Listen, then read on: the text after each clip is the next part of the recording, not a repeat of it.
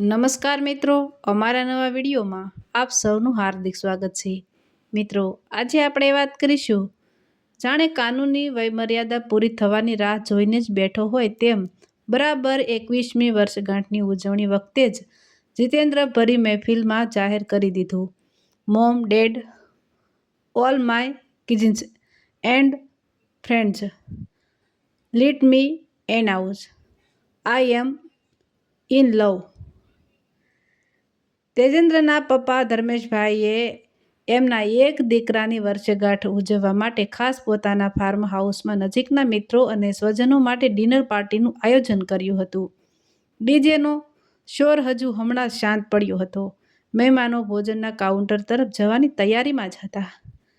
ત્યાં બર્થડે બોયની આ અણધારી જાહેરાતે મહેફિલમાં ઉત્તેજના પ્રસરાવી દીધી।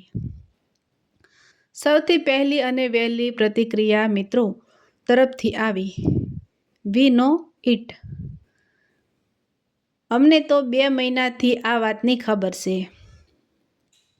તરત જ કજિન બહેનો સિલાઈ ઉઠી, તેજુ આવું ન ચાલે, અમને અત્યાર સુધી કેમ કંઈ કહ્યું નહીં? જા, અમે તારી સાથે હવે નહીં બોલીએ। કજિન ભાઈઓએ રીતસર જીતેન્દ્રને ઢીબી જ નાખ્યો। બદમાશ, અમારી સાથે ચાલાકી? હવે જોઈએ છીએ કે તું એની સાથે લગ્ન કેવી રીતે કરે છે। અમારામાંથી કોઈ આવશે ત્યારે ને? જીતેન્દ્રની મમ્મી તો દીકરાનું પરાક્રમ સાંભળીને ચિંતામાં પડી ગઈ। કપાળમાં 3 આડી રેખાઓ જેવી કરસલીઓ સાથે એ જીતેન્દ્રના કાનમાં પૂછી રહી, કોણ છે એ છોકરી? ક્યાંની છે? દેખાવમાં રૂપાળી છે? ન્યાત કઈ છે? તું એને ક્યાં મળ્યો? એના મમ્મી પપ્પા, તારે એમને વાત તો કરવી હતી। સીધું અહીં આ રીતે જાહેરમાં? જો 125 માણસોની મહેફિલમાં કોઈ એક માણસ શાંત, પ્રસન્નચિત્ત અને આશ્વસ્ત રહી શક્યા હોય તો તે હતા ધર્મેશભાઈ, જીતેન્દ્રના પપ્પા। એમણે તો માઇક પર જ પોતાનો પ્રતિભાવ આપી દીધો, 3 cheers for my son, hip hip અને હુર્રે ના નાદથી ફાર્મ હાઉસનું એકાંત ગુંજી ઉઠ્યું।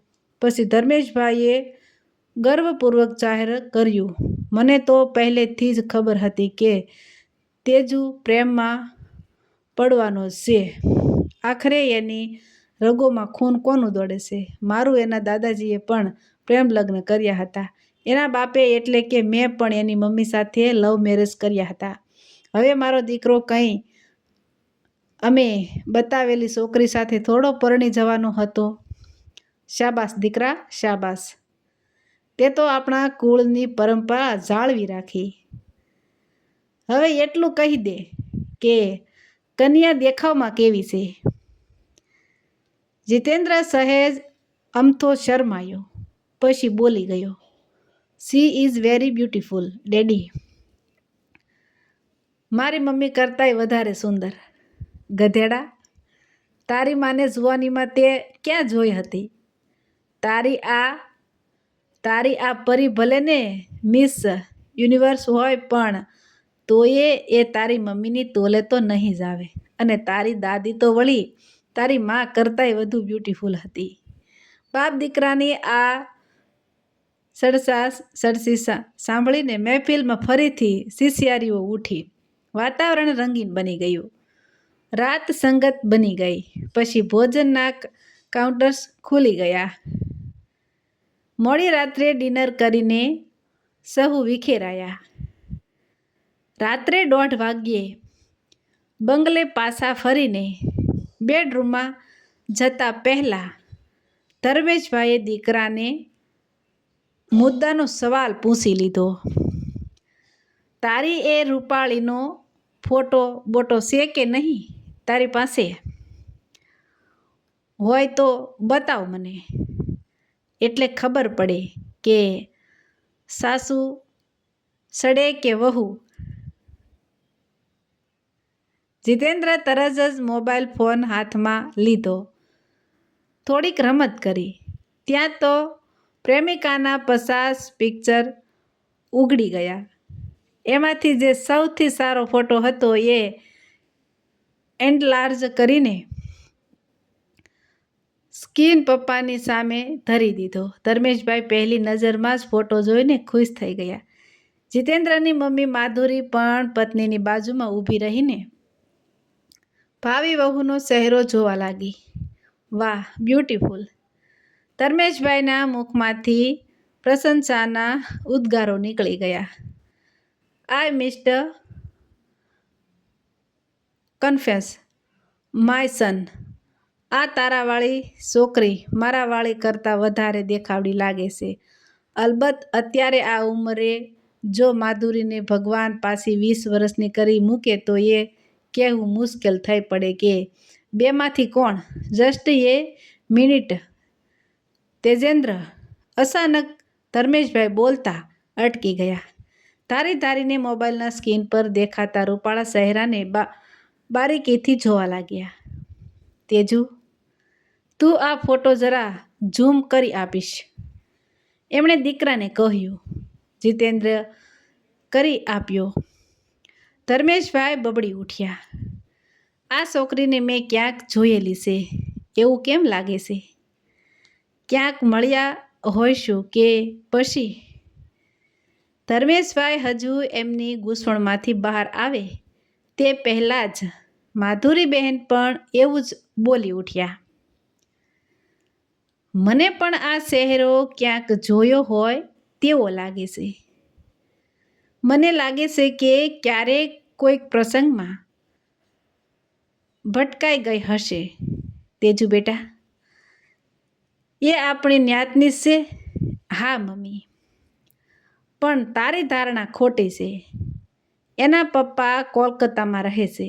વર્ષોથી ત્યાં સેટલ થયેલા છે. વર્ષમાં એ લોકો જવલ્લે જ એકાદ વાર ગુજરાત તરફ આવતા હશે. માટે તે એને ક્યાંય જોઈ હોય એવી શક્યતા નહીવત છે. માધુરીબેનને તરત જ મન મનાવી લીધું. કંઈ વાંધો નહીં. તારા લગ્ન પછી આખી જિંદગી એને જોવાની છે ને? પણ દીકરા, તે એનું નામ તો કહ્યું જ નહીં. તાન્યા. તાન્યા? આવું કેવું નામ? આ તો સિરિયલ નામ હોય એવું લાગે છે. સિરિયલ નામ જ છે મમ્મી. તાન્યા દાદા તાન્યાની દાદીને લઈને સરિયા ફરવા ગયા હતા. ત્યાં એમને આ નામ ગમી ગયું હશે. મરતી વખતે વિલમાં સંપત્તિનો વહીવટ કરવાની સાથે સાથે દાદાજી તાન્યાના પપ્પા મમ્મીને આવી સૂચના આપતા ગયા હતા કે જો ભવિષ્યમાં આપણા ઘરમાં દીકરીનો જન્મ થાય તો એનું નામ તાન્યા જ પાડજો. તાન્યા તો ત્યારે જન્મી નહોતી. એ તો એના દાદાના મૃત્યુ પછી 3જા વર્ષે. જીતેન્દ્રે પોતાની પ્રેમિકાની 3 પેઢીનું જન્મકુંડળી વાંચી સંભળાવી. એ જાણ્યા પછી ધર્મેશભાઈ માધુરીબહેનના દિમાગમાં ચાલતું ચક્ર અટકી ગયું હશે. ત્યારે ક્યાં કોલકાતા અને ક્યાં આપણું અમદાવાદ. આપણે તો આ છોકરીને ક્યારેય જોઈ જ ન હોય.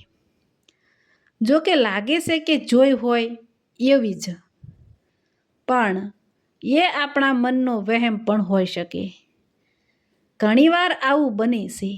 જ્યારે ખૂબ સુંદર ચહેરો જોવા મળી જાય ત્યારે આપણા મનમાં સાચો ખોટો પરિચિતપણાનો આભાસ ઝબકી જતો હોય છે. આનું પણ એવું જ. 2-3 દિવસ આમ જ પસાર થઈ ગયા. પછી અચાનક ધર્મેશભાઈના દિમાગમાં ઝબકારો થયો. ત્યારે અડધી રાતનો સમય હતો. માધુરી બહેન બેડરૂમમાં ઊંઘી રહ્યા હતા. ધર્મેશભાઈના મોંમાંથી આશ્ચર્ય સરી પડ્યું. ઓહો ઓહો હો, સાલું અત્યાર સુધી યાદ કેમ ન આવ્યું? અદ્દલ એ જ ચહેરો, એ જ આંખો, એના જેવી જ ચીબુક, નાકની નમણાશ પણ એવી જ. ધર્મેશભાઈ ટીવી જોઈ રહ્યા હતા. એ બંધ કરીને ઊભા થયા. દોડતા હોય એમ બેડરૂમમાં ઘસી ગયા. વોર્ડરોબની ઉપર વુડન સ્ટોરેજ હતો. એ ઉઘાડીને એક જૂની પતરાની પેટી નીચે ઉતારી. અંદરથી એક કાચની ફ્રેમમાં મઢેલી છબી બહાર કાઢી. તસવીરમાં ધર્મેશભાઈના માતૃશ્રી હસતા મુખે, કપાળમાં લાલ ચાંદલા સાથે શોભી રહ્યા હતા. નીચે એમનું નામ લખેલું હતું, અસો તાપીબા કેશવરામ પારેખ. પછી નીચે જન્મ તારીખ અને અવસાનની તારીખ લખેલી હતી. ધર્મેશભાઈથી રહેવાયું નહીં. ભર ઊંઘમાં પોઢેલી પત્નીને ઢંઢોળીને એમણે જગાડી દીધી. માધુરી, માધુરી, ઉઠજો. મને ગંગાનું મૂળ જડી ગયું. માધુરી બહેન આંખો સોળતા બેઠા થઈ ગયા. શું છે પણ અત્યારે? પછી તરત અવાક થઈ ગયા. સાસુમાનો ફોટો જોઈને બાકીના શબ્દો એના ગળામાં ઝટકી ગયા. બંને જણા ખાસી એવી વાર સુધી તાપીબાનો ફોટો ધારી ધારીને જોતા રહ્યા. પહેલી વાસા માધુરી બહેનને ફૂટી. અરે, આ તો તાપીબા છે કે તાન્યા? ઝેરોક્સ કોપી જેવું જ લાગે છે આ તો. બસ માત્ર વાળની સ્ટાઇલ જમાના પ્રમાણે અલગ પડે છે અને કપાળના ચાંદલાની સાઈઝ અને આ દાઢી પરનો કાળો નાનો મચ્છો જોયો. તાપીબાને જમણી બાજુએ હતો, ત્યાંને ડાબી બાજુ પર છે. જો બેયના ફોટા સામસામે રાખવામાં આવે તો એવું જ લાગે જાણે નાત્યા આયનાની સામે ઊભી હોય. એક ઝટકેલી મિર એમેજ પરફેક્ટ મેચિંગ તપાસી લીધી પછી પતિ પત્ની વિચારવા બેઠા, આવું કેવી રીતે શક્ય છે? મને યાદ આવ્યું, મારા પપ્પા બહુ રોમેન્ટિક હતા. મારી મને ક્યાંક જોઈ લીધી અને પ્રેમમાં પડી ગયા. માએ ના પાડી દીધી. એ બીજા પુરુષના પ્રેમમાં હતી. પછી જે થયું હોય તે. પણ 2 વર્ષ પછી મા સામે ચાલીને મારા પપ્પા સામે મને આંસુ યાદ આવે છે કે ક્યારેક મને ઊંઘતો માનીને એ બંને વાતો કરતા હતા. મા મારા બાપુના પગ પકડીને રડતી. તે બોલતી કે તમે તો મને નવી જિંદગી આપી. મારું પાપ છુપાવીને તમે મને અપનાવી. હું ક્યાં ભવે તમારું ઋણ.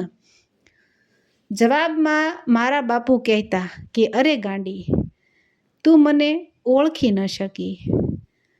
જો સહેજ વહેલાસર કબૂલ કરી લીધું હોત તો એ દીકરીને પણ હું અપનાવી લેત. ધર્મેશને એક બહેન મળી જાત.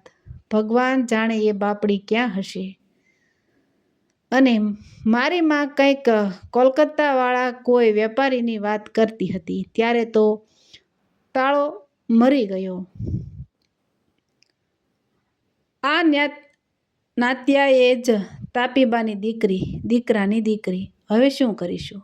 નાત્યા એક દૃષ્ટિએ જીતેન્દ્રની બહેન જ થાય ને.